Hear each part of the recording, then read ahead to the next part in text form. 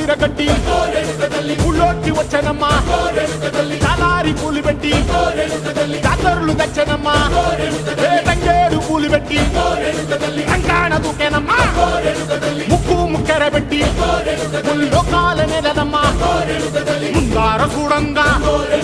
మున్నూరు కన్నులమ్మా ఎనకాల చూడంగా ఏనూరు కన్నులమ్మా సాధు సిద్ధులంతా